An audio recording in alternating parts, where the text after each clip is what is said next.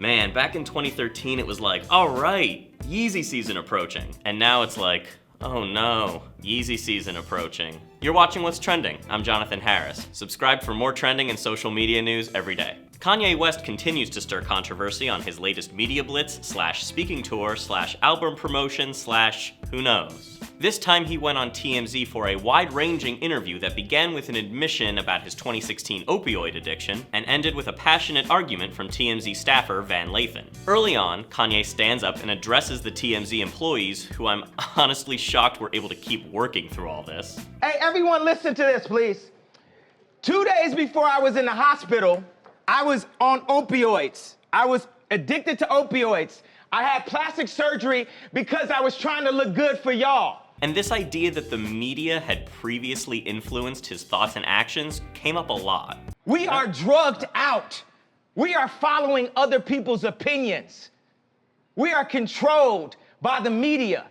And today, it all changes. You know, very few of us will ever know what it's like to have Kanye's level of celebrity, to know what it's like to have TMZ following you around, to have cameras on you every day. But I also haven't sought out that kind of fame or intentionally married into one of the most photographed families in the world. Whether he sought it out or not, it definitely seems like Kanye's focus on media attention really influenced him during that time. But regardless of what happened in 2016, nothing could have prepared us for the kinds of ideas Kanye would be putting out there in 2018. You hear about slavery for 400 years?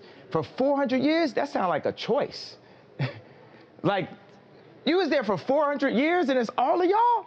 Yeah, this was the big soundbite that shook everyone so much yesterday. Like, this is the same person who said George Bush doesn't care about black people on national television after Hurricane Katrina. And in just the last few weeks, he's back on Twitter, he's wearing a MAGA hat, he's saying he loves Trump, and now he thinks that slavery was a choice? Now, he has since clarified that on Twitter in what has become a daily ritual of Kanye insane quote clarification.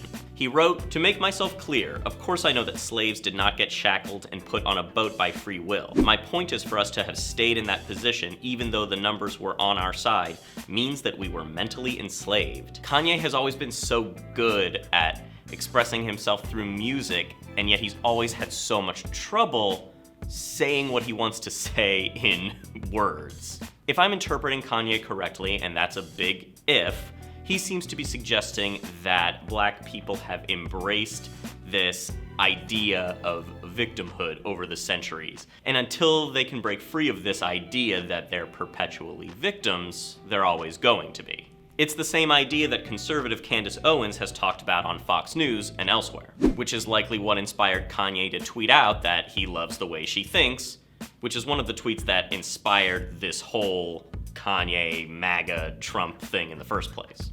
Okay, but this narrative that Owens and now Kanye are putting out there is one that fundamentally ignores the challenges that black Americans faced since they were first brought here and still face today. Now, as you might have figured out by this point in the video, I am not black. So I'm going to let those who've lived this fight their whole lives respond to Kanye's slavery comment. Starting with TMZ's Van Lathan. You are making music and being an artist and living the life that you've earned by being a genius. The rest of us in society have to deal with these threats to our lives. We have to deal with the marginalization that has come from the 400 years of slavery that you said for our people was a choice. He really hits this home for me. It's not a stretch to say that Kanye's experiences since he's achieved wealth and fame over a decade ago are not those of the broader black community. It's legitimately a privilege that he has to not know what it's like to live as a slave, to know that he's not going to get kicked out of a Starbucks, to know that he's not going to get pulled over by a white cop because he's surrounded by security every day.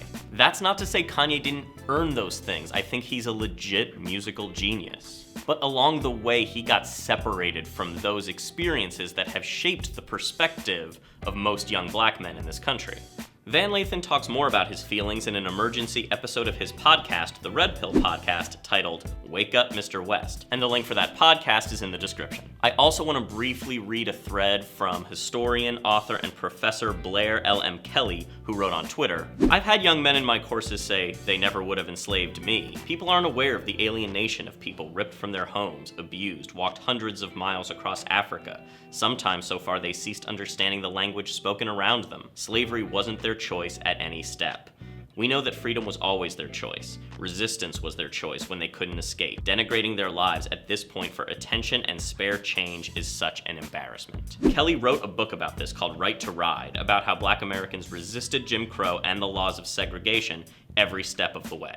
So there's that. I look forward to hearing some of you call me a soy boy in the comments in a few hours. And guess what? We haven't even talked about the nearly 2-hour-long interview with Charlemagne the God, where Kanye tries to explain his thought process during his mental breakdown, which he calls his breakthrough, and today. Stop strategizing so much. Stop setting so many plays. Stop doing things only based in fear. Like, the universe will assist you when you are acting in love. Maybe this is why Kanye has such an affinity for Trump. He appreciates someone who speaks from the gut without really thinking about whether or not what he's saying is true or reflective of history or will have consequences for the future.